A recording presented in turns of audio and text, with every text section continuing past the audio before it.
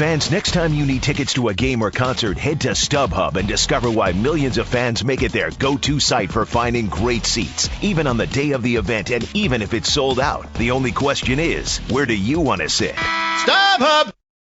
The BS Report is a free-flowing conversation that occasionally touches on mature subjects. First of all, this is the BS Report with Bill Simmons. It might be cool, I don't know. And if it's not, I don't care. The BS Report with Bill Simmons. Bill Simmons works for ESPN. He's also named the Sports Guy, and he writes a comical sports column. He must be a popular dude. The BS Report. It's got a real dirty sound, like a rusty steak knife cutting through a well-aged steak. Now. Here's Bill Simmons.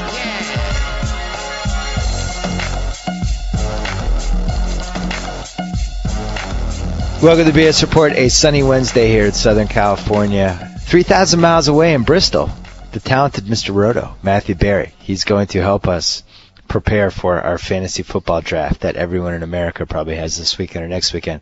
I've been in London for the last 28 days and could not be further behind with football. So I really, really, really need this podcast. Just coming off the bat, is that a phrase? Can I say that? Okay. It's your podcast, you bet. So Rodgers is number one, right? I mean, it's just, he's got to be the first pick. For me, he is. I don't think the consensus is. The consensus out there, I get the sense, is that Arian Foster is number one, who I have at 4. Really? The consensus, from what I gather, Aaron Rodgers seems to be going about 4 or 5 in most drafts. I have him at number 1, though. I have Tom Brady at number 2, Bill. You would take Arian Foster, not you, but people listening out there. You would take Arian Foster, a vegan, as your number 1 pick. How could that happen? Someone How who could hates America fantasy. do this? He hates fantasy and he hates meat. Right. He can't be your number 1 pick. You would think terrible. I think the counter argument, and it's not one that I necessarily agree with. We can get into why I have quarterbacks 1, 2, and I have actually 4 in my top 10 this year. But the argument for is that running back gets ugly really quick, like insanely quick. And other than Arian Foster, Ray Rice, and LaShawn McCoy, there's a question mark for pretty much every running back. So if you can get one of those big 3 studs, then you can fill out. And some people feel that quarterback is deep. I don't necessarily agree with that assessment, but that's the pro Arian Foster argument. And the guy's a stud, let's face it. Yeah. He was the best fantasy running back last year on a point per game basis. I'm in an awkward position because I don't agree with this either, but I'm trying to explain to the people that have Arian Foster at number 1 in their ranks. Well, what their reasoning is. I think that's mostly it. I think it's a lack of depth at running back because there's a lot of question marks. You have to play 2, and a lot of times 3 in most leagues. People feel that quarterback is deep. I don't necessarily agree with that, but that's the argument for Foster at 1. All right, let's flip this around. Have you ever felt worse about a number 1 pick in the recent, let's say, 12-year history of fantasy football than Arian Foster as the number 1 pick? It just doesn't feel right. Oh, well, sure. Michael Vick last year. Let's that didn't work out. No, but he wasn't. You had Vic as your first pick, but nobody else did. I mean, you were getting a little creative. I was basically saying that I felt like the crazy reward was worth the risk. Let me tell you something. I listened to you in one of my 2 leagues. Right. And it was not worth the risk. The risk ended up exceeding the reward. No, ruined the season for me. It really did. But I also told you about Matthew Stafford, so I said... Yes, you did. Who was my backup? There you go. So Matthew Stafford if he stays healthy. Yep, exactly. We had a long talk. But anyway, this year, no, I would not feel bad about Arian Foster as a number 1 pick. Again, I mean, I have him at 4 this year, so it's not like I think he's going to do poorly. I'm as a top 5 pick overall. I guess the thing with Foster that...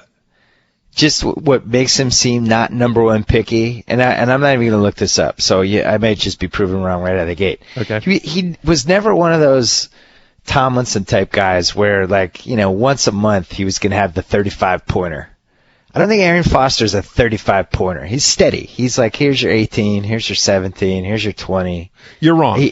You're wrong. I'm wrong on that? You're wrong on that. All right, now I'm going to look this up. Okay. Go ahead. Keep talking, though. Well, because Tristan Cockcroft, one of my colleagues here, he does this thing called consistency rankings, and they're fantastic. And I wrote this article on .com called My Draft Day Manifesto, and I referenced Tristan's consistency rankings. And so among the consistency rankings is something called a stud performance, which is when a player is one of the top players at his position for a week.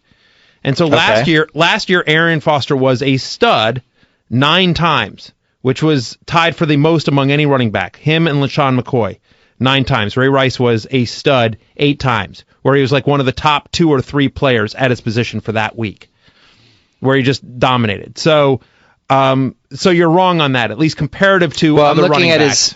I'm looking at his game-by-game logs. Okay. So he had a 155-yard game and a 150-yard game, 8-yard game with a TD. Those are his 2 best rushing games. He had 1 game with 2 touchdowns. He had 7 games of over 100 yards. But I'm still not seeing those LT-type games where, 180 all-purpose yards and 3 TDs.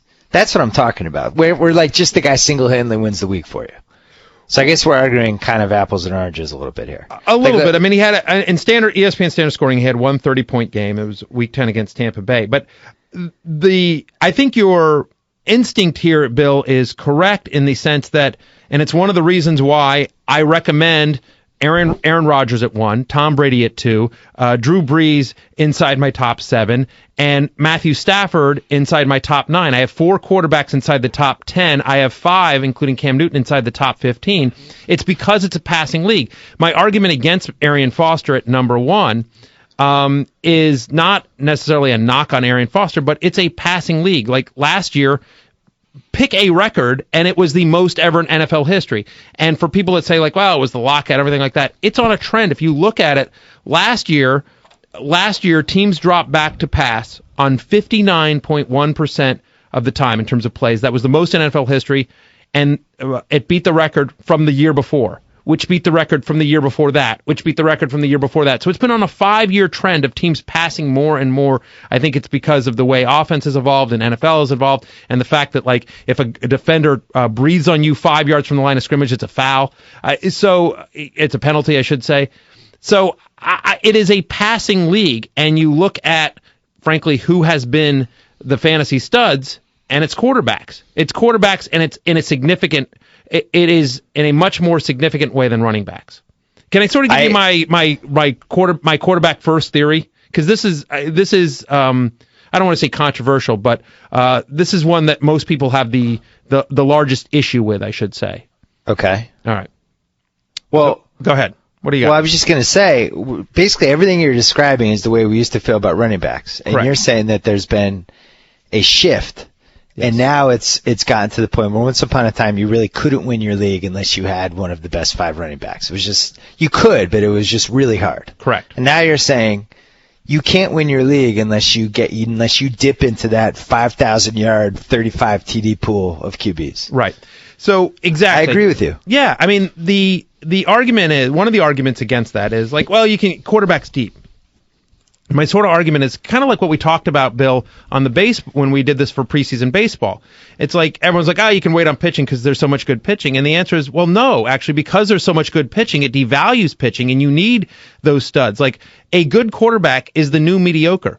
Eli Manning threw for almost 5,000 yards last year, 4,900 and change, right? And prior to last year, only 2 people had thrown for 5,000 yards in the history of the NFL.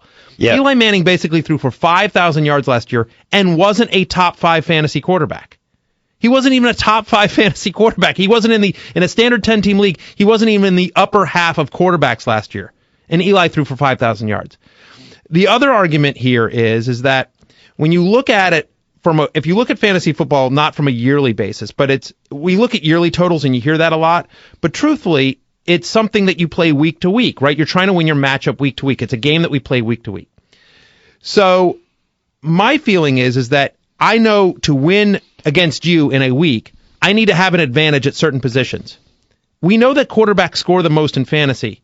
I would rather beat you knowing I've got an advantage with Aaron Rodgers, Tom Brady, or Drew Brees, and I'm going to beat you with one of those guys and take my chances with running backs than vice versa. Because you look at last year, and I think that's a good example. Last year, the first 4 running backs off the board: Chris Johnson, Jamal Charles, Adrian Peterson, Arian Foster. In some order, those were the first four in pretty much every draft. And none of them going into the year had any question marks, like, ooh, like this year with Darren McFadden or whatever, or Adrian Peterson, Chris Johnson, some of the guys that you have question marks this year. All four were considered rock solid going into last year, the way that we consider Foster, Ray Rice, LaShawn McCoy this year to be rock solid.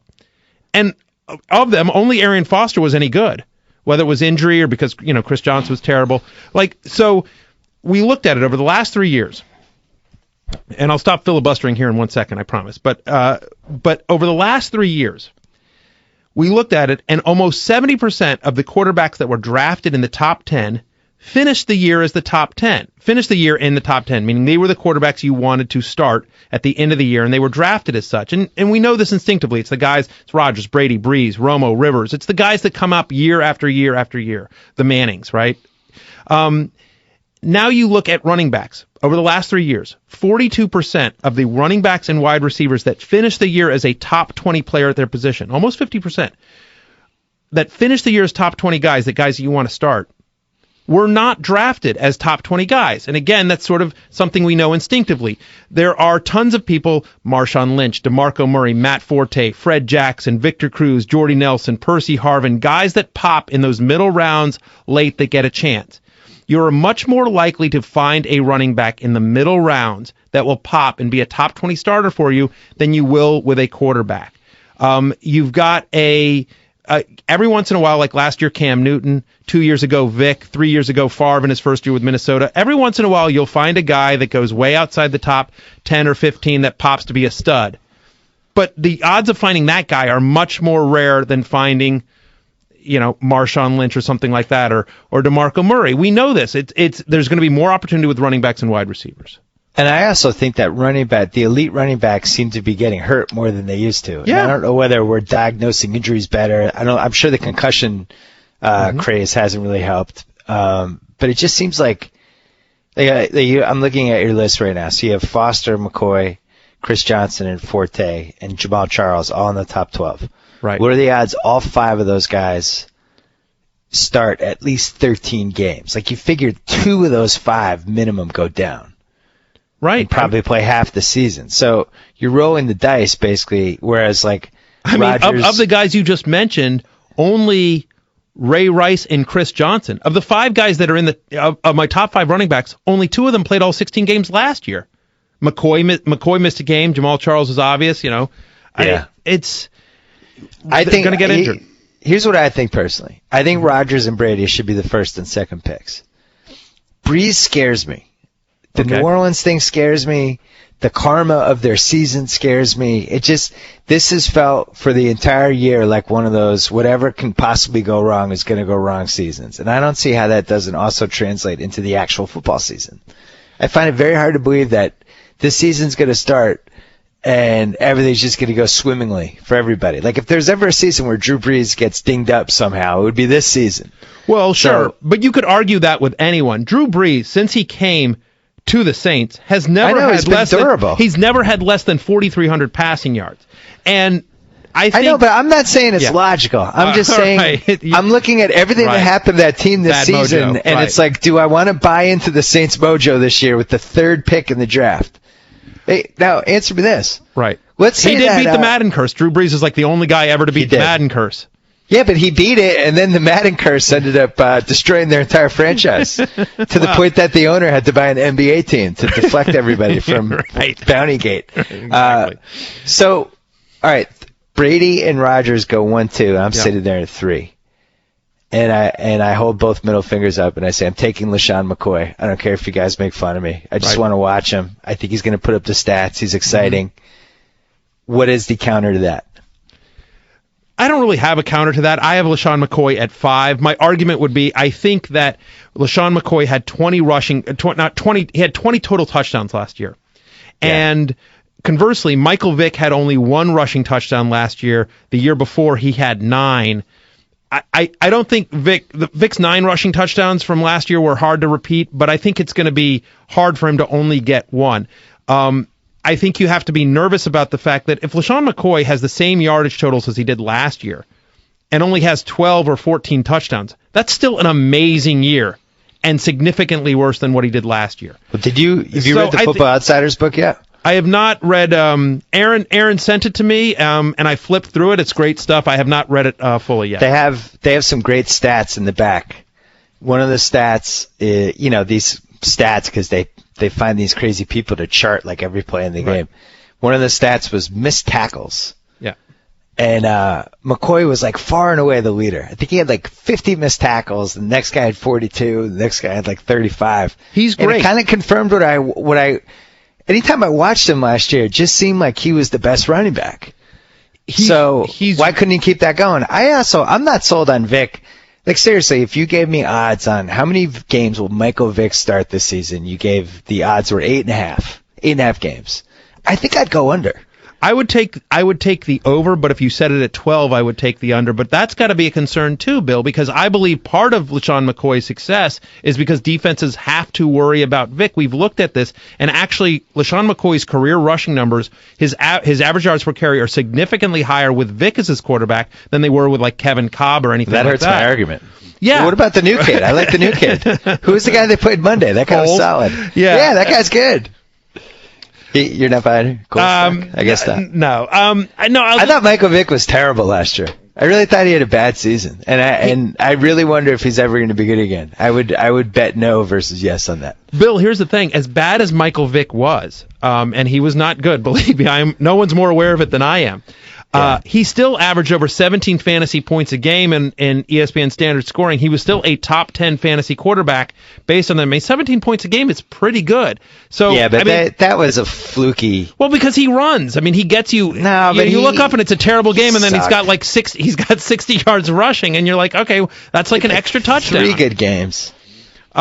But yes, I think. Oh yeah, and plus he had a big run at the end of the year when everybody who had him on their fantasy team was out of the playoffs because of Michael Vick. Hey, thanks, buddy. Believe me, I heard about it left and right. I know. Hold on, I have another question for you. Yeah. Okay. All right. So. But anyway, that's my take on Vic, as McCoy. Is I think the touchdowns are. I think the safest guy to me is Ray Rice, and he's why I have him as my number one running back because. Over 2,000 total yards, 15 touchdowns last year. The only question about Ray Rice was just, hey, well, he doesn't get goal line carries. Well, now he does. He has no competition there at all. McCoy has a little bit of competition, you could argue, with Vic at the goal line. Foster with Ben Tate. Again, at this level, they're all studs, so you have to nitpick a little bit. To me, Rice is the safest guy. He was the number one fantasy running back last year. We've never seen any injury history from him at all. He's the new Reuben Sandwich. In the old days, it was Brian Westbrook. Like he never jumps out at you as a pick. You never go, oh great, I can't wait to take Ray Rice. But then when you have him, so I disagree. I love Ray Rice. I love Ray Rice. You love Ray Rice. I do. He touches the ball almost every play. I mean, he is their offense. You love how he touches balls. You heard me. That's right. I stand by that statement. Yeah, he's another one who pumped up his stats during fantasy week that nobody cared about. No, week 17, 191 yards, 2 touchdowns. Thanks, Ray Rice. We didn't have fantasy in week 17. We do on ESPN.com, by the way. And ESPN.com standard leagues, Bill, because you know I'm a company man here. I will tell you that you play in week 17. I do like this. In a standard league, basically 10-team league, 4 teams make the playoffs, and then you have 2 weeks. Because you know in fantasy, like you're crushing all season long, and then that 1 week, some guy goes off, and you're like, what the hell? Like I'm in a league here with a bunch of guys here, and I had Ray Rice and LeSean McCoy in a PPR league.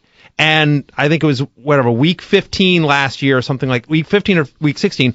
Brent Selleck, remember, had 150 yards and had that crazy game. And I lost because he had every scrub in the world go off. I hate that. So in standard leagues, basically, you play two weeks. So you play week 14 and 15 in the semis, and then week 16 and 17 in the finals. And you add the scores of the 2 weeks together. Listen, so it's a truer test. I'm for anything that extends the fantasy season. Yes. I've probably wasted 5 or 6 columns over the years trying to extend it to the playoffs or do whatever. You know that? Yeah, I'm glad you brought this up. The PPR, this seems like it's kind of gained steam over the last 2 years. The PPR league. Yeah. We need to come up with a better name than PPR. It sounds like something that would happen to my prostate. Right. It's not. What happened to Bill? Why hasn't he written column in 2 months? He's got PPR. Yeah. He's been held up with that PPR. So it's not good. Right. My next question. I'm sure your listeners and readers will come up with some better names for it. Then PPR? Then PPR. Yeah. All right, so it seems like you feel like Rodgers, Brady, Breeze, and then Rice, Foster, McCoy. That's like our top 6. Then there's a drop off, and now all of a sudden we're in the. And Chris I have Breeze Johnson, at 6, right? Right. Then we're in that Chris Johnson, Matt Forte, Matthew Stafford. It gets ugly quick. Cal Johnson sitting there. He's starting to look a little tasty. Yep. Why couldn't I take Rob Gronkowski 7th? You absolutely could. I will tell you that I have Gronkowski at 13 overall. I actually have him behind Jimmy Graham when we talk about that, but I don't have an issue with Gronkowski. Well, you're just trying to hurt me. You're just trying to hurt me with that. Well, we'll talk. I'll give you my argument for that in a second, but I'll give you a good stat on Gronkowski here, because everyone's like, the touchdowns. You can't repeat the touchdowns, right? He had 18 total touchdowns last year. How repeatable is that? Take away every single touchdown. Take away all 18 touchdowns that Rob Gronkowski scored last year. He was still the second highest scoring fantasy tight end. Wow. Only Jimmy Graham was better. If you take away every touchdown he gets, and obviously he's going to score double-digit touchdowns this year, I don't have a problem with it, because him and Jimmy Graham are so much better than every other player at the tight end position. I mean, I think if Gronkowski wasn't a tight end, if he was just a pass catcher, he'd be a top 5, top 7 wide receiver for me. Jimmy Graham would be number 2 for me. Well, and that goes back to the whole thing, and you mentioned this with the quarterbacks and running backs. Like, in the first 2 rounds, you want to get guys who are dramatically better than other people at their position. So, yeah, if you said Graham and Gronkowski in some order were 7 and 8, but I got one of those 2 guys, and it would seem weird to have one of those 2 guys as my first pick. But now I have at a position that we all try to fill with these crappy guys, and I hope Dallas Clark can stay healthy, and this guy got 50 yards catching and a touchdown this week. Like, now you have this, you're locked into one of these 2 guys who's just significantly better than everybody else. I would say that's worth it. Yeah, I agree with you, because again, you have, in my opinion, you have a much better chance of finding some of those running backs in the middle rounds. And you look at wide receiver. Wide receiver is so deep this year, Bill, that you can wait on wide receiver. Like, I've been sort of talking about the fact, and others have as well, that I think you can wait until the 4th round to draft a wide receiver. Try some mock drafts. And I was actually emailing with a mutual friend of ours about this, and saying, like, hey, wait till the 4th round. Just try a couple mock drafts, wait till the 4th round to get a wide receiver and see if you like your team. And he emailed back, and he was just like, yeah, actually, wow. I mean, guys on ESPN that are going in the 4th round, like Hakeem Nicks, Julio Jones, Brandon Marshall, Brandon Lloyd. I love all those guys this year. I mean, there's really, really good wide receivers going way late. Percy Harvin's going in the 6th. He was a top 10 fantasy wide receiver last year. No thanks. You don't like Percy Harvin? Was the mutual friend Barack Obama? Yes, except for the fact he's not friends with me at all. Although I will say this, Barack Obama, I don't know if he does. I follow Barack Obama on Twitter. I mean, I follow like 700 people. So I follow Barack Obama on Twitter. And Barack Obama follows me. Now, he follows like 15,000 people. So, I mean, it's nothing special. But I've always thought, like, should I DM the president? What would I say? I have 140 characters. Should I DM the president? I'm going to guess he's not reading that Twitter account. You think someone else is manning that? Because he doesn't pass my test of tweeting less than like 8 times. You don't either. That's why I don't follow you. I only follow people who barely tweet. I tweet. Well, but in defense of me, it's you. You follow Adam Schefter, don't you? In defense of me? In defense of me and my tweeting. It's fantasy information. It's necessary. I bet your AL keeper team would do better if you followed me on Twitter. Well, that would, I think anything would make my AL keeper team do better. It was one of the all-time catastrophes that have ever happened in fantasy. Yeah, it was not good. Anytime you could have Mariano Rivera during the 1 year in the last 50 that he blew out his knee. And he blew out his knee. What closer blows out their knee? It's never happened before. And him. The most rock-solid guy ever. Yeah, your team was cursed. All right, wait a second. You got sidetracked. Okay, so Jimmy Chris Johnson, you have 7th. Again, because, and this is where it gets ugly, which is why I don't have a problem with Graham or Gronkowski that early. I'm a little bit later. I think Chris Johnson, looking at what he did in his second preseason game, looks to sort of have that swagger back. As bad as Chris Johnson was last year, and he was bad, He still had over 1,000 yards rushing, still have over 1,400 yards. He's never had any major injury issues. He's going to get the majority of the carries on a team that has a decent offensive line and that will give him the ball. I mean, there's so many running backs by committee. It's just, you start getting into it and it's ugly. Cam Newton, you have 14th. Mm-hmm. Cam Newton seems a little like fool's gold to me because of those first 2 games, followed by everything that happened after. Well, on the other hand, sophomore year, guys usually make a leap, especially quarterbacks. So where do you stand on that? Well, obviously, I have him as a second-round pick. I think he's the last of the elite guys. Oh. But I do think there's a reason why he's not in the first round for me. I mean, I've seen some people talk about him as the number 1 quarterback or a top 3 guy. That's stupid. Well, come on. The argument for him is this, and it's not one that I necessarily agree with. I'm going to give you some Cam stats in a second. But the argument for him is that last year, 14 rushing touchdowns, and unlike any other rushing quarterback, like Vic, that we've seen, like Dante Culpepper back in the day, those were designed runs. Cam Newton was their goal line back last year. He's arguably their best weapon at the goal line, despite the fact they have 8 billion running backs. He's so hard to tackle in the open field. He's such a big physical player that if you know he's getting designed runs for him at the goal line, and then you expect an improvement in the passing game, why wouldn't you take Cam Newton? Now, here's my argument. I think he has some improvement in the passing game. I think the rushing touchdowns come down a little bit.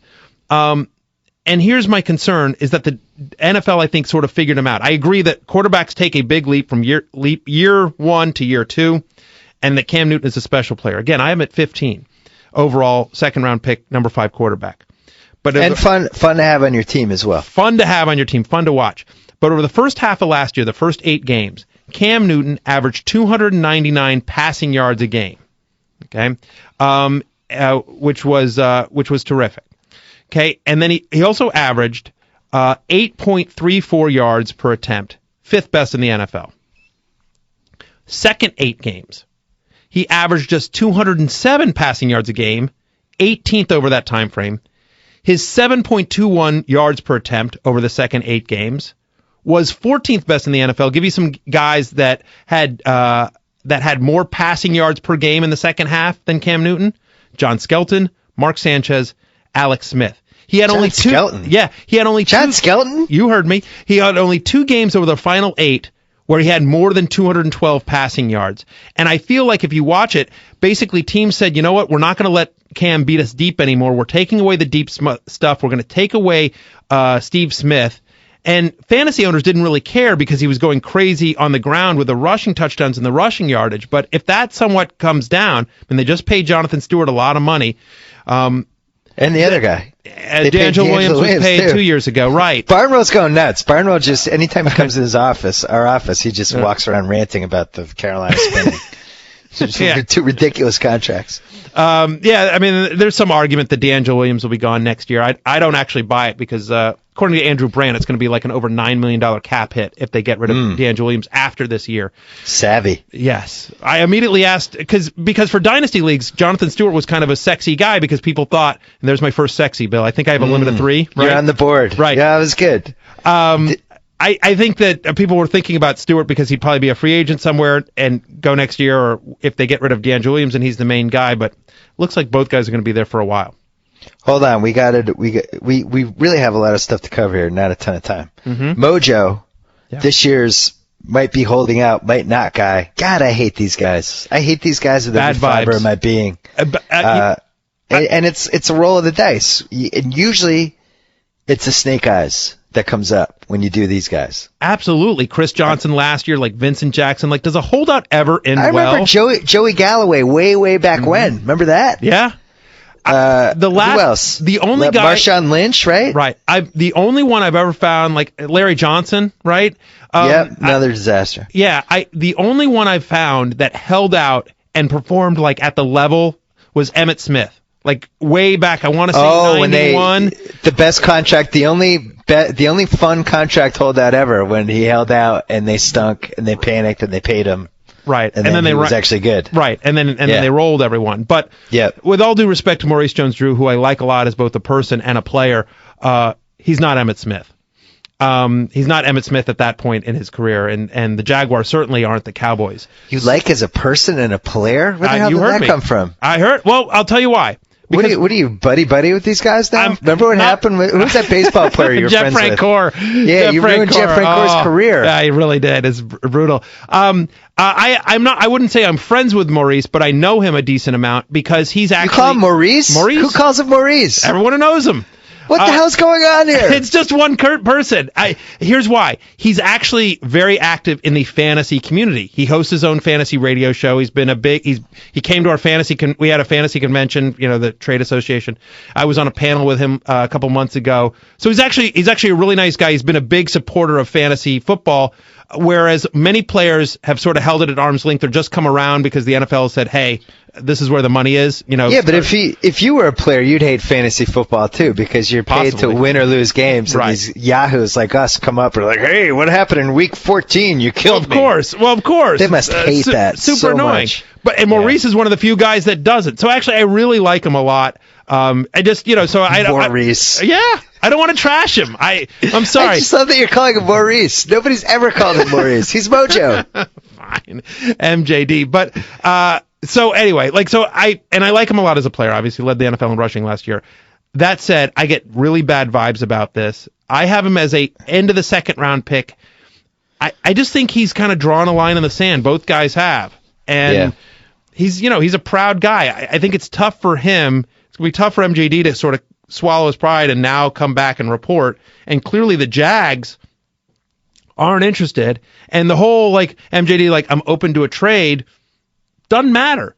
The Jaguars can trade him or not trade him. They don't need his permission to do that. So I get bad vibes about this. I have Rashad Jennings as a 10th round pick. If MJD was to miss any time with the Jaguars, either because he's going to, hold out the way Vincent Jackson did, for the majority of the season, or if MJD somehow gets traded, I'd have Jennings as a top 20 running back.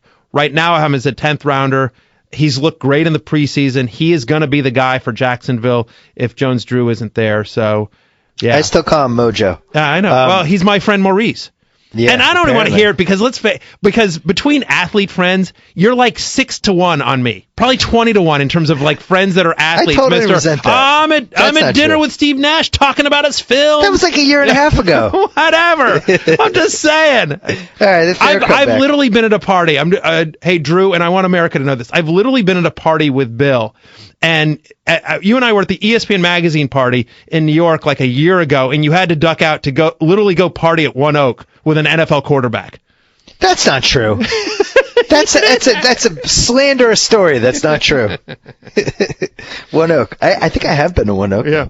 All right. So I'm looking at the top 40 here, and one guy jumps out that I just can't believe is on this list, and I just thought you were better than this. I'm probably not, but go ahead. Adrian Peterson. Yeah. I can't imagine anything worse than taking him in the first 2 rounds of my fantasy draft. I'm getting a guy who's coming off a blown knee and a terrible team. Yeah. Why would I want Adrian Peterson on my fantasy team? Torn ACL and MCL, Bill. Oh, yeah, I forgot. I forgot about the MCL. Yeah. Because it gets ugly that quick. I have him at number 20. I think there are question marks all over the board at running back. To me, Adrian Peterson is a freak of nature. The fact that we're even discussing the fact that Adrian Peterson could play in week 1 is a miracle. He has been productive. Prior to last year, he's been a top 5 fantasy running back every single year he's been in the league. He's going to get the majority carries on a team that has been able to produce, good numbers. I would say this. Adrian Peterson is one of those things that I'll tell you right now, I'm dead wrong on this ranking because it could be anywhere. It could be much higher. It could be much lower. So you split the difference at 20. Yeah, you got to make a call somewhere. And I just sort of felt like at that point, his upside was better given the risk involved. I mean, because you've got Darren McFadden. I have him one spot ahead of Steven Jackson. And I actually really like Steven Jackson this year. But I mean, the next running back is DeMarco Murray. You can't tell me Adrian Peterson isn't any more of a risk than DeMarco Murray, who we've seen in a very small sample size with a brutal offensive line in Dallas. He had injury issues in college as well. So it just gets ugly. It gets so ugly. That's what I'm saying. That's why I'm saying get rock solid production at a quarterback, get rock solid production at a tight end. If you can get Graham or Gronk in the second round, I love that. You'll be fine at wide receiver because it's so deep. And then you're getting as many running backs in those middle and late rounds as you can, sort of adding up those lottery tickets. And some of them will pop. We don't know who, but some of them will pop. I talked about this last year. It's my quantity over quality. I would just stay away from all those guys. I urge America to do so. At some point, you're going to have to make a call, though. Yeah, but I'd rather just wait till the 5th, 6th round and start rolling the dice with platoon guys over rolling the dice with Adrian Peterson. Like, if you're wrong on that, you can't recover. That is fair. I will say this. If you do get Adrian Peterson, I would reach a round or two to get Toby Gerhart, who was really good last year, averaged 4.9 yards per carry last year, double-digit fantasy points weeks 12 through 16 filling in for Adrian Peterson. Like, he was very productive. Yeah. And by the way, real quickly before we move on, since you brought up Adrian Peterson, you were so dismissive of Percy Harvin. Who do you think is going to be concussions? I don't like concussions. Who do you think is going to be their offense? Here's a great stat, one of my favorite stats. Once Christian Ponder took over, and part of this is due to the Peterson injury, but again, guy's injury prone at the moment. Once Christian Ponder took over as starting quarterback of the Minnesota Vikings, from that point to the rest of the season, Percy Harvin led the NFL in offensive touches for wide receivers with 100. He had 100 offensive touches. Second place, Wes Welker with 74. Look, you don't think I know this? I waived Percy Harvin before all this stuff happened. You don't think I'm fully aware of this? You can't blame me for Michael Vick then if you waived Percy Harvin. Well, I waived him because he was a guy who they didn't throw the ball to who had like 17 concussions. Yeah, and then he crushed it over the second half. Once Ponder came in. Yeah. There's been a lot of Antonio Gates comeback buzz. Mm-hmm. He's healthy. His feet are healthy. He's flying around. Don't think he won't have a better year than Rob Gronkowski. A lot of that stuff. Yeah, I don't think he will. Are you buying or selling? I buy this. I have him as my number 3 tight end. I think Gronk and Graham are 1-2. I have Graham at 1, Gronk at 2 among tight ends, and there's a tier. Then I have Gates as his own tier. And then if I don't get one of those 3, I want to be one of the last guys in my league to get a tight end because I think they're all sort of the same after that. There's guys I like a little bit more, everything like that. But yeah, I am buying this on Gates. For whatever it is worth, Stefania Bell, our injury analyst here who tracks all this stuff and spent more time talking to and about Antonio Gates over the last 3 years than probably anyone else. Every year she's always like, I don't know about Gates this year. And this year, Stefania is like, you know what? I feel better about Antonio Gates than I have in a long time. Just from and she talks to all the medical trainers of all the teams and like she's super plugged in. Andre Johnson is 48th on your list. I'm way low on him, yeah. Why? A lot of reasons. Do you know Andre Johnson has never had double-digit touchdowns in a season? He's never had double-digit touchdowns. He's missed 12 games the last 2 years. Depth of the he tore a hamstring last year. Yeah, he's injury prone. He's missed 12 games the last 2 years. That's a lot. You're giving him injury prone because he tore a hamstring and he hurt his foot? He's always hurt. He's always hurt. I hope you're listening, Andre Johnson. Yeah. By all means. I'm going to take you, and you can shove this whole conversation in Matthew Berry's face. Look this up. Keep filibustering. I'm looking up his career stats. I will do that. But beyond that, Bill, look at the Houston Texans. Last year, Houston ran the ball 52.2% of the time. That was the second most in the NFL. And for people that say, well, of course they ran the ball that much. Andre Johnson was hurt, and so was Matt Schaub, so it's T.J. Yates. What else are they going to do? They actually, just looking at the time frame when Matt Schaub was healthy, they were in the bottom 10 of the NFL in pass attempts. That is Arian Foster's team. Along with Foster and Ben Tate, they are going to run the ball a lot. So now you've got a guy that doesn't score touchdowns in significant amounts. Again, never had double-digit touchdowns in his career, as great as he has been. Has injury issues. Is on a run-first team. 31 years old. Yeah. And I think you've totally swayed me. Yeah, and Bill, the rest of the league has caught up. The yardage totals that Andre Johnson has had in the past are not nearly as impressive anymore because it's become such a passing league. Yeah, I didn't realize. I looked at his career stats. I was kind of stunned. Yeah, He's a Not much that great. bigger name. As great as he is, I mean, he's had one great year. He's had basically one great year. Yeah. So that's why. What about this Pittsburgh situation with Antonio Brown and Mike Wallace? And they gave Antonio Brown the contract. Mike Wallace doesn't have one. What happens there? I have Antonio Brown slightly ahead of Mike Wallace. I won't own Mike Wallace because he's going in the third round. I have him like as a fifth rounder. I think that's a little bit too high. So I have some good stats on this. As you know, like I've got stats on everything. So okay. Starting in week 7. That Antonio Brown's breakout game against Arizona had over 102 yards, 7 catches, right? Yeah. Check this out. From that point forward, for the rest of the year, Antonio Brown was 12th in the NFL in targets, tied for 17th in receptions, and had the 8th most receiving yards. He was basically top 10 or top 20 in the NFL in targets, receptions, and yards. You know how much I love the target stat. Yes, I do.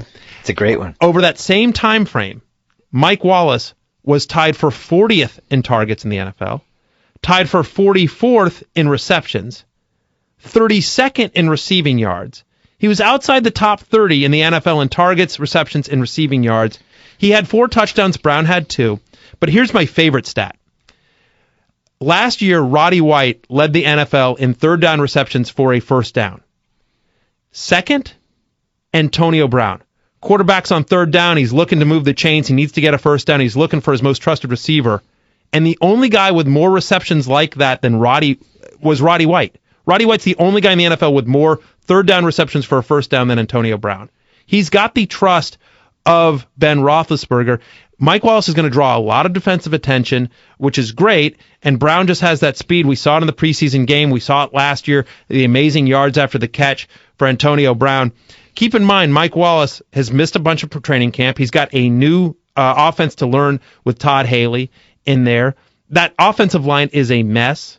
Ben Roethlisberger, the most sacked quarterback in the NFL over the last couple of years. And they're not going to be able to run the ball. And they're not going to be able to run the ball because that running game's a mess. Explain this one to me. You have Roddy White ranked 25th. Mm-hmm. You have Julio Jones ranked 26th, who was like kind of sneaky good last year. He was great. And then you have Matt Ryan ranked 65th. It looks like he's like your 10th quarterback. Maybe even be your 11th quarterback. Right. So if he has... I get that question a lot, yeah. If he has 2 receivers in the top 25, basically, how can the quarterback then be 65th? Well, let's do some simple math here. This will be fun for us and the listeners. We can all do it together. Assume that Roddy White... Let's pretend Roddy White and Julio Jones each get 10 touchdowns and 1,200 yards. Yeah. Those would be really good seasons for both guys. Now you're at 2,400 yards and 20 touchdowns. You're still looking for 2,000 extra yards from Matt Ryan, and you're looking for 15 more touchdowns from him to get into the conversation with the Phillip Rivers, with the Peyton Mannings. So then I need that kind of shifty third down running back who gets a couple. I need a good tight end. Right. They don't really have those guys. I think Tony Gonzalez gets you 750, 800 yards, maybe 5 touchdowns. They have generally, now we'll see, they have a new offense coordinator this year, Dick Cotter, and we'll see, he has promised to open it up. But we hear this, I feel like we hear this every year, and people have been saying, like, well, look at Matt Ryan in the preseason. They've been going no huddle some. They've been going 3 wide. They've been throwing it a lot. They did that last year in the preseason, too. Matt Ryan was throwing it all over the place. I like Matt Ryan a lot from an NFL standpoint as an NFL quarterback. And I think if you look at his numbers compared to Tony Romo, I think Matt Ryan's a much better value than Tony Romo. Last year, they both had 4,100 yards. I think Romo had 31 touchdowns and Ryan had 29. Romo had 10 interceptions. Ryan had 12. They had more or less the same numbers, especially given that Julio Jones missed a couple of games. And Romo's going 3 rounds ahead of Matt Ryan. So I think Matt Ryan's a much better value. Well, how about this? Hold on. But that's why until we know for a fact that Mike Smith is going to allow them to throw in the red zone and not give it to Michael Turner, because that's every time they get close, until we know that for a fact and we see that, we can't assume that Matt Ryan takes that leap to become a top 5, top 7 fantasy quarterback. So you have Rodgers, Brady, Breeze, then Stafford, Newton, Eli Manning, Michael Vick, Romo. You have old rankings. I have old rankings? I just updated them this morning. So I'm doing it on your website. On ESPN.com? Are you sure they're mine, or are they the overall ranks? Because the overall ranks are different than mine. Whatever. Click on Matthew Berry. So, anyway, there's a top 12. Yep. And maybe 13 if you put Matt Schaub in there.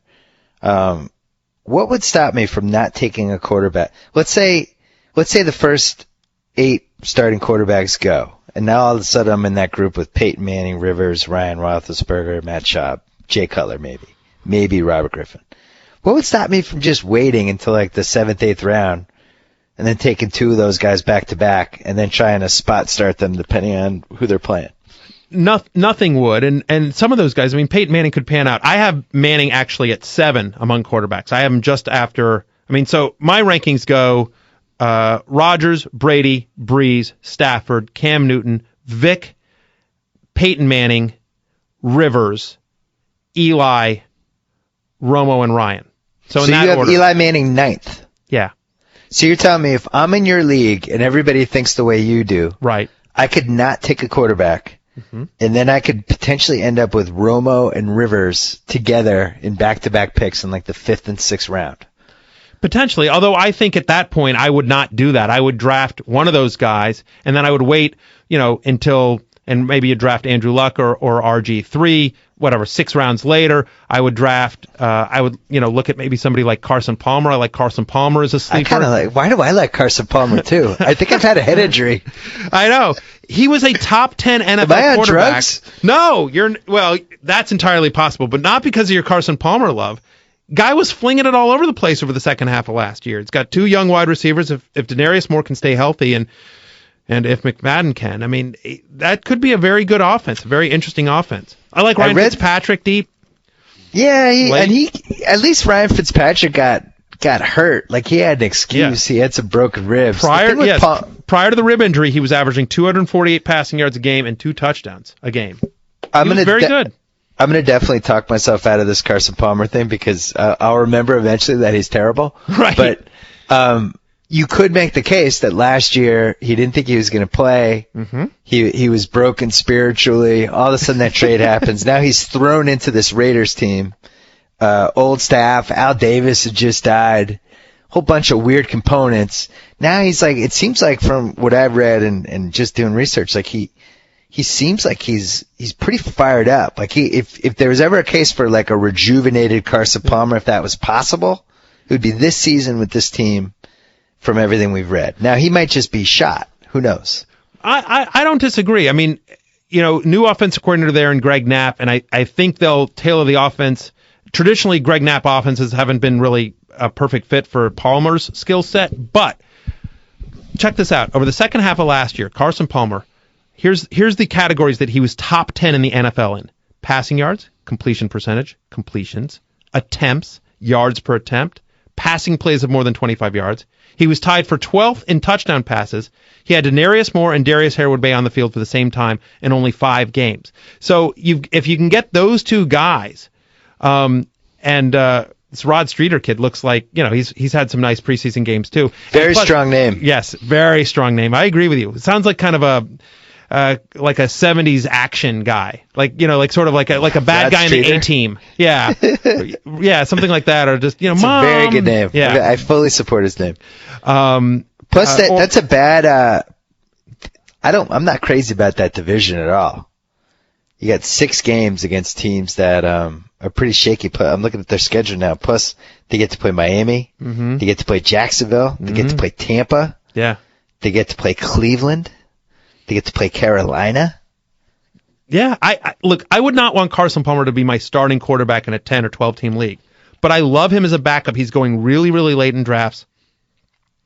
Certainly. My point is, you could get the 10th guy in the 5th round or 6th round. You could take the 11th guy probably in the 9th round, and then you could take Carson Palmer in the 12th round and just go mix and match.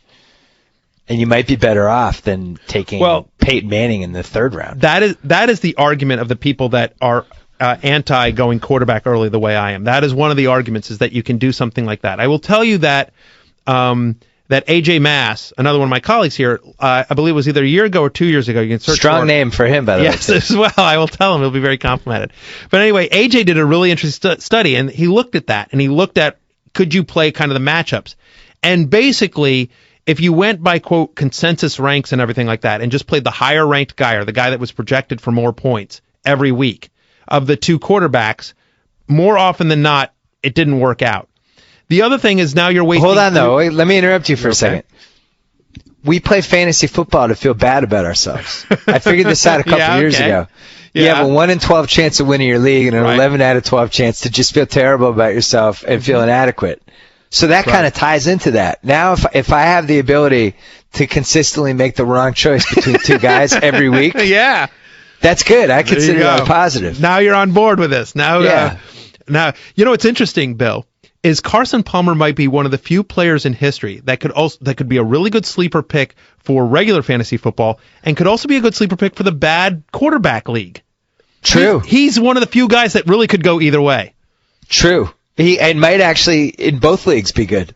Who knows? Jacoby, you talked to me about this. Am I in that league this year? We talked about that. Have you guys done that?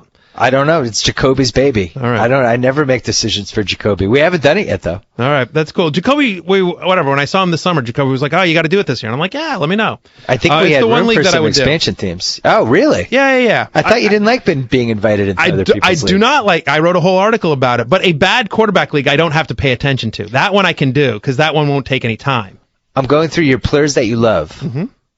Mm-hmm. Just quickly. So Steven Jackson. Who I feel like hasn't been relevant in years. And you just because he has Jeff Fisher on his team and Sam Bradford is allegedly going to be good, and I don't see it. First off, he was a top 10 fantasy running back last year, mostly based on the fact that he didn't get hurt. But there's that. People think, oh, that guy always gets hurt. He's only missed 2 games the last 3 years. They're going to run a lot. And again, we talk about this. There's so many teams with running backs by committees or just total messes that I don't want to start anyone on that team. Here's a guy that's going to be on a team that runs a lot and will get the majority, if not all, the carries. I think there's value in that. Brandon Marshall, you're not scared off by the fact that, he might be a lunatic.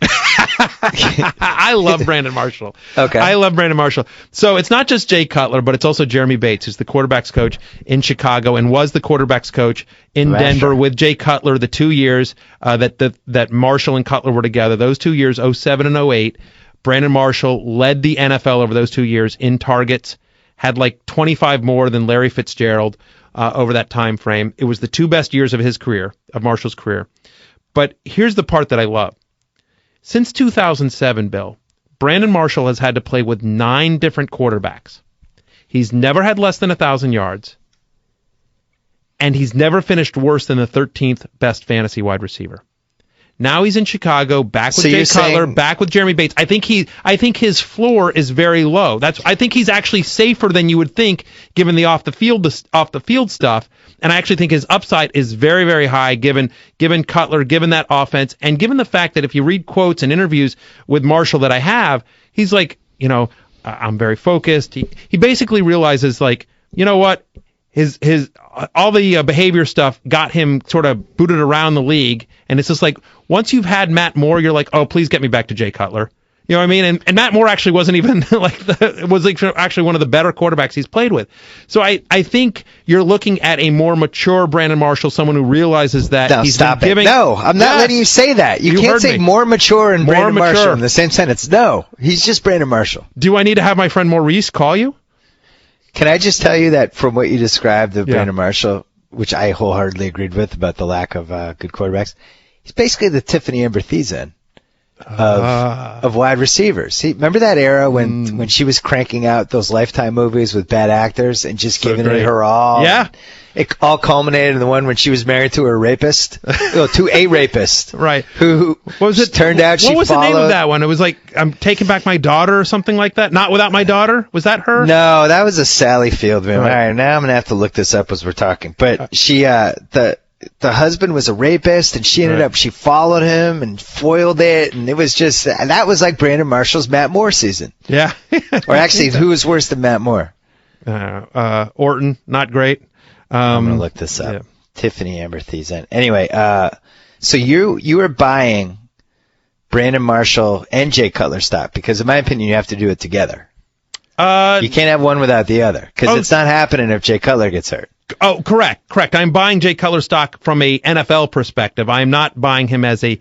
I think Mike Tice, who's the new coordinator there, I think he's going to want to run more than Mike Martz did last year. But Marshall's going to have a very big year. Again, like we talked about with Ryan and Julio Jones, Roddy White, wide receivers can put up very good fantasy numbers, whereas the quarterback doesn't because the bars are different. Here's the title. The Stranger Beside Me. Oh, yes! Here's the synopsis on IMDb. Yes. There's a rapist plaguing a neighborhood. Now a young newlywed suspects that her new husband might be the one doing this. The husband was played by somebody named Eric Close. Right. So then she had that. She had, hold on. She Fought Alone. Don't forget She Fought Alone. How what could was this I one ever? about? I bet it was about her fighting alone. Yeah. Oh. Another. God, I don't even want to talk about what that one was about. I love you and I both love Tiffany Amber Thiessen. BAG was in that one. Really? Oh, Yeah. her. I wonder if that's where her and Brian Austin Green met and got together. Because, they were dating before she joined 90210. Sweet Dreams. Yeah, they were. Yeah. A girl awakes from a coma to find her world has collapsed around her, and she remembers nothing. But as she does remember, she finds out all is not how it should be, and someone is out to get her. Okay, co-star in that one? A. Martinez. A. Martinez. Oh, yeah. A. Martinez. Wow. Hold on, then one more. This is all in a 2-year run here. Yeah. Buried Secrets. Interesting. This one starred Tim Matheson. Of course it does. No synopsis for this one. So, well, IMDb, which has synopsis for anything, but anyway, yeah, she had 4 of those in a 2-year span as she was double dipping on 90210. I really think you should have one of your pop culture bloggers over there at the Grantland do a whole retrospective of Tiffany Amber Thiessen. I think this needs to happen. Well, she had a little renaissance with the Howard Stern thing. Oh. She had that interview, Yeah. and it was a big deal because she talked about the Jenny Garth thing, and that got ugly, and they don't talk anymore, and she wouldn't talk about what happened, and it was clear that something really bad had happened. Yeah, and it was Jenny Garth's fault. It seemed like it was Jenny Garth. You know what's funny? I didn't know any of the facts, and I immediately sided with TAT. Of course you have to. I was thinking that if you and I did a Beverly Hills 90210 fantasy draft, and I had the number 1 pick, I'd trade up. I'd trade up. I wouldn't let you take it. I would take her. She wasn't even on the show the whole time, and she would be my number 1 draft pick. Yeah, I couldn't agree more. And I miss Valerie Malone, and at some point in our life, she's going to come back, and it's going to be awesome. All right, quickly, because that was a major sidetrack there. Yes. Brandon Lloyd. Now, I'm convinced you did this because you're trying to hurt me. No, I'm not. I am all in on Brandon. You wrote 1, 2, 3, 4. This is one of those columns where you love hate and you write a paragraph about each guy. You wrote 5 about how much you love Brandon Lloyd. In my opinion, you're just putting the stink on him. That feels like a pure stink boob. It's entirely possible because it could go either way. But I sort of feel like Brady has never had a deep threat like Lloyd, not since Randy Moss, when their offensive coordinator was, of course, Josh McDaniels. Over the last 2 years, with Josh McDaniels as either his offensive coordinator or his head coach for much of the last 2 years, no wide receiver in football has been targeted more downfield, throws of 21 yards or more than Brandon Lloyd. He's got 9 such targets more than Calvin Johnson, just to give you a comparison. This guy was the number 1 fantasy wide receiver in 2010 with Kyle Orton and Tim Tebow as his quarterback. Now he gets Tom Brady. And I won't go through all 5 paragraphs, but there's a lot of people that feel like, well, there's not enough balls to go around in New England. Just, everyone's numbers are going to go down a little bit. I'm not convinced that's the case. I don't think that Brandon Lloyd needs 160 targets to be an elite fantasy wide receiver with Tom Brady and with that offense because of everything you're going to have to focus on if you're a defensive coordinator. He's never had a guy like this, and McDaniels loves Brandon Lloyd, loves him. Sorry, my cell phone's ringing. Yeah. I loved Brandon Lloyd last year when I wanted the Patriots to trade for him, and they could have had him for like a 5th round pick, and instead they decided they were all good, and that led to Chad Johnson being single covered in Super Bowl 45, 46, whatever it was.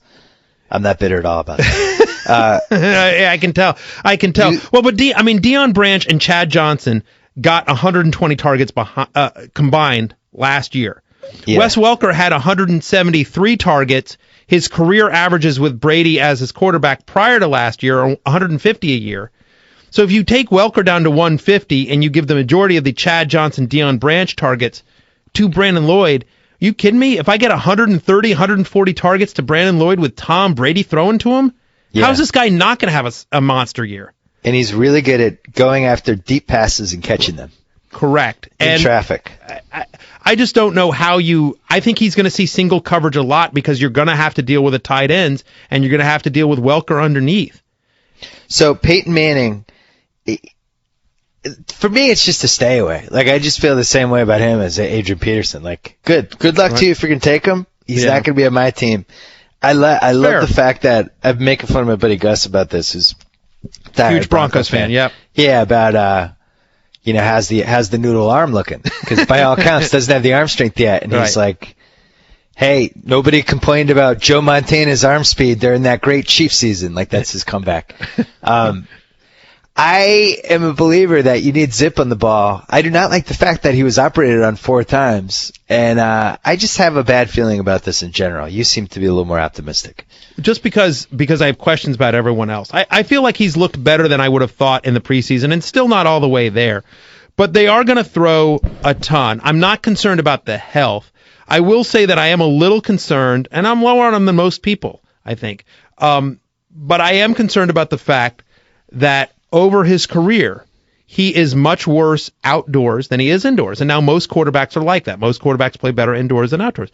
They are going to play 15 of their 16 games outdoors this year. I think they have one road game at the Saints. But other than that, in the 4 neck surgeries. Right, exactly. And he's 36 years old. And the fact that he hasn't really been good in 3 years, yeah. Well, no, that's not true. From a fantasy angle, which is all we care about in this podcast, he was actually terrific. He was fine 2 years ago. Listen, don't throw facts at me. Oh, sorry about that. I don't remember him being at the See, people were remembering him as the Peyton Manning who was at his all-time apex. And his last full season 2 years ago was kind of secretly not the greatest Peyton Manning season, even though, as you said, fantasy-wise, was solid. But he just didn't feel the same that season. Well, the reason is because he needed 100 more attempts to get the same numbers as the year before. Yeah. I mean, he threw... And his line was terrible, too, and there's a whole bunch of stuff going on. Right. If you sort of look at the 2 years, the overall counting numbers are impressive, but it took him a lot more attempts to get there in 2010 than it did in 2009. So I understand what you're saying there. And new players, so he's got Decker and Demaryius Thomas, who he doesn't have a total comfort with the way he did with, Marvin Harrison back in the day and Reggie Wayne and Dallas Clark, right? He's only got Jacob Tamme there. And do you like Demaryius Thomas or no? I like him and Eric Decker. Everyone likes Eric Decker. Right. I like both guys because it's sort of those things like, I gave this comparison the other day, like, you remember the very first time that you used to fly coach all the time, and the very first time you got upgraded to first class on a plane, and you're like, holy crap, I had no idea how bad they were treating me in coach. Like you just had coach, it was what it was, and then you got to first class and you're like, wow, do they treat me? I feel like that's what Decker and Demaryius Thomas are like now that they've got Peyton Manning throwing to them. Like they had Tebow and Orton last year, and now they've got Manning, and they're like, whoa, we had no idea how bad we had it. So I feel like both guys are going to have really nice years. That's how NBA players feel about commercial airlines. I'm sure. Robert Griffin, another one. That's how Kobe's going to feel with Steve Nash throwing him the ball. By the way, I'm just saying, like after years of Ramon Sessions and Derek Fisher and everything like that. They could be in the trainer's room sharing ice together. Robert Griffin, the third. Yes. Not Robert Griffin the first, not Robert Griffin the second. Robert Griffin the third. RG3. You and I both irrationally love this guy. Yeah. I think he's going to be awesome. I think he's going to pile up running stats, which is the part everybody forgets sometimes with these running quarterbacks, is that those 67-yard, that adds up. It's like adding an extra 140 passing yards to whatever the guy did.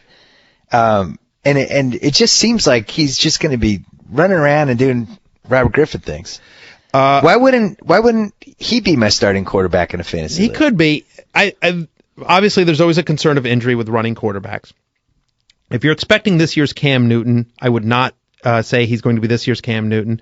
I don't even think he's going to have Michael Vick rushing numbers because while he is a good runner, he's not a great runner. He's not really an elusive runner. He's much more of a straight-ahead runner.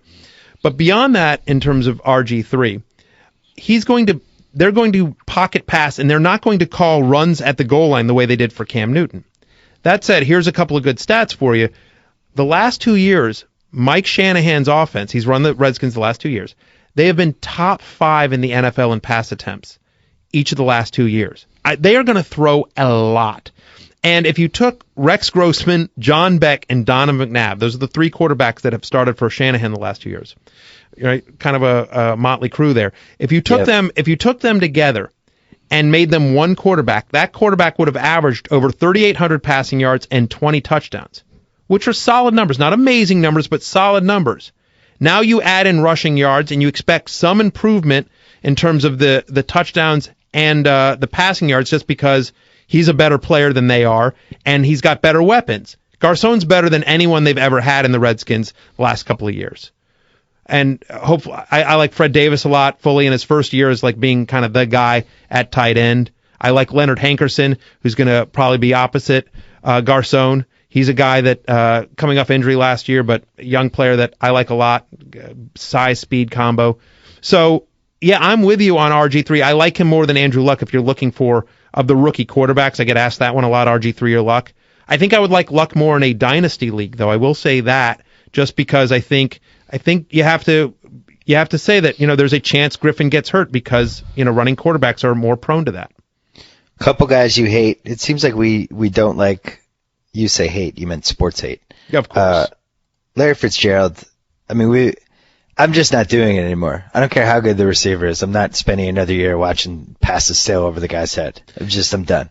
He's my number 2 wide receiver. He's great. He puts up numbers no matter who's throwing in the ball. He can be on someone else's team. Wide receiver's too deep this year. I'm not spending a second-round pick on a wide receiver, or even at the end of the first round, which is where Fitzgerald's going in a lot of drafts. Yeah, there's nothing worse than watching the guy be opened and then the ball sail over his head or bounce to him, and it just sucks, and I'm not doing it. Frank Gore, I also do not like. You don't like Peyton Manning? I don't either. Right.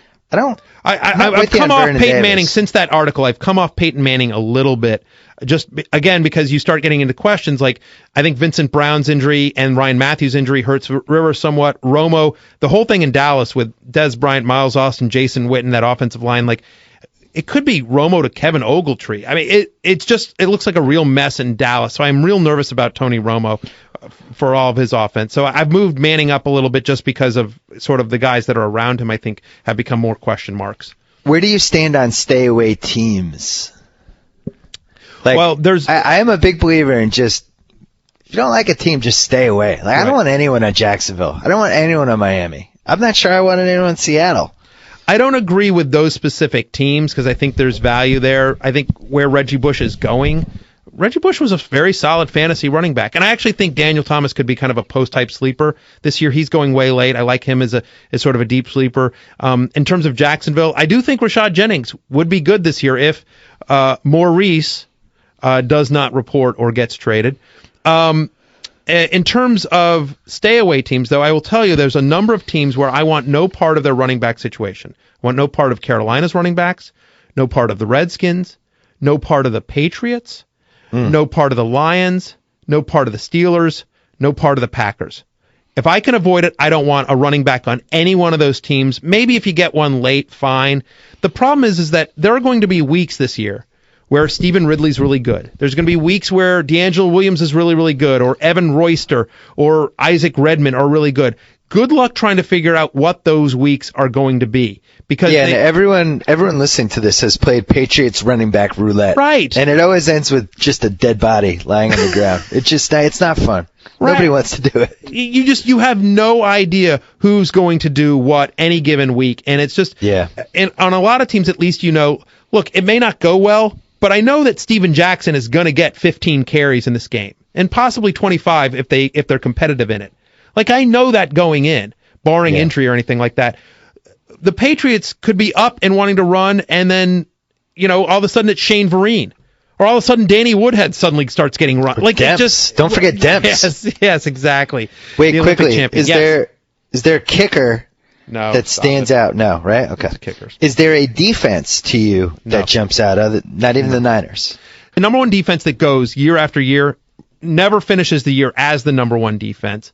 And the difference, and even if you could predict the number one defense, the point differential between the number 1 defense and the number 10 defense, the defense above replacement, if you will, Bill, is negligible. It's a point or two a game. The top 2 picks for defenses last year were the Steelers and the Packers, okay? And they finished 10th and 13th. The top 2 picks in 2010, Jets and Ravens, they finished 5th and 8th among defenses, just 0.8 per game better than the number 11 defense. 2009, the top 2 defenses picked were the Steelers and the Giants. They finished 16th and 26th. We've looked at this year after year after year. The top defenses that are drafted end up not finishing the top as the top fantasy defenses. It's really hard to predict, and the point differential is negligible. I wait till the second to last round to pick a defense all the time. I don't do it. Well, remember I couldn't come up with the plot summary for Buried Secrets with Tiffany Amber Thiessen? Yes. I looked down and it still doesn't have the plot, but it does have some plot keywords. Somebody must have just erased it. The plot keywords for this movie, according to IMDb, were dead father, mother-daughter relationship, refurbishment, haunted house, and lifting someone into the air. And apparently it was horror. So I don't know what happened in that movie, but apparently it was so traumatic for the audience that there's now no longer an IMDb synopsis. What do you have to plug for us? All those keywords, by the way, should be in Tiffany Amber Thiessen's obituary whenever that happens, and I hope it's many, many, many, many years from now. Yeah. All right, 3 things to plug. I'll do 3 things. Number 1, biggest one, of course, fantasy football. You can play it for free on ESPN.com. Free live scoring, fully customizable, keeper league options. Watch. You can access it from any mobile device for free downloadable app for smartphones, but any mobile phone, you can access your team. So please sign up for free and play on ESPN.com. So that's number 1. Number 2 is, since this is a podcast, I will mention that myself and Nate Rabbits do a fantasy podcast every single day. We have a lot of fun with it. The Fantasy Focus 06010, a nod to 90210. The Fantasy Focus 06010 podcast. You can go to ESPN.com/Weasel. That's our show page. Or download it at Pod Center or on iTunes. And then the third thing is, follow me on Twitter, Matthew Berry TMR, or on Facebook, Facebook.com/Matthew J. Berry. Assuming you like information and you're not with, 8 tweets a day, Simmons over here or something like that. 8 tweets a week or whatever your limit is. What is your actual limit?